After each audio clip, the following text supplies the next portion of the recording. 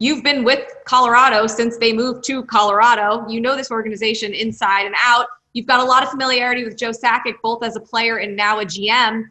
How has he built up this franchise in just such a short period of time to have them where they are right now?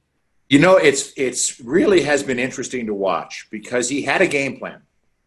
And the game plan was not one to rush out and make really quick changes to make himself look good.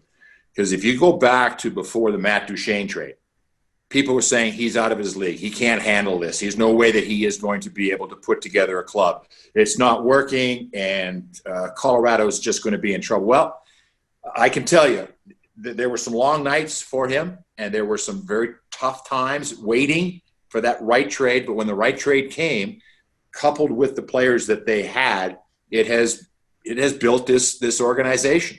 They are now almost the prototypical type of team that you want to have. You know, you got to have a young, dynamic defenseman, and they've got this kid Bo Byron coming along. That's you just can't. He was at camp start of the year, and then he's now with the team in the bubble. The skating ability is just extraordinary. So you're going to have Makar, you're going to have Bo Byron, but that was the plan. The plan was to be patient, and Joe's patience has paid off, of course, with some really good decisions. And then on top of it, you get lucky. You know, the year that they got Makar, number 4, you know, Jersey had a shot at him. Philadelphia had a shot at him. Now, you know, Dallas will tell you that Heiskanen is, you know, every bit as good as Makar, and you can go back and forth. But, you know, at 4, they got a franchise defenseman, and that, you know, that's not supposed to happen. So, you know, but they got MacKinnon, and they waited on him. His first 4 years in the league were less than spectacular. There was a lot of thought, is he a right winger? Is he a centerman? Well, now he's one of the two. You can sit and argue forever about it, but there are only 2 best players in the world, and that's MacKinnon and McDavid. Peter, you know, you mentioned Nathan MacKinnon there. Anson alluded to him as well early on. And from an outsider's perspective, we watch him on the biggest stage and are just blown away by the type of player that he is. But what we don't get to see is the day-to-day Nathan MacKinnon, you know, how he goes about his business to be who he is. So I was hoping you could shed a little light on what it's like to just watch this kid day in and day out.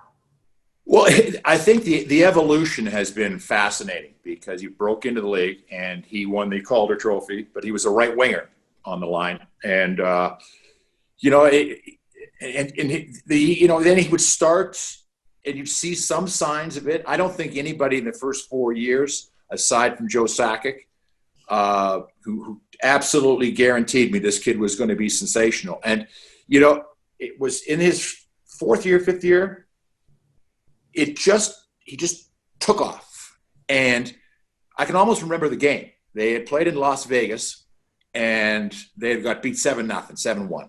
They came home the next night to play Chicago. I'm doing the game between the benches, and it was a different – I think he just got mad at not being the player that he knew he could be. Because I asked him later, and it was basically what he said, well, it's about time.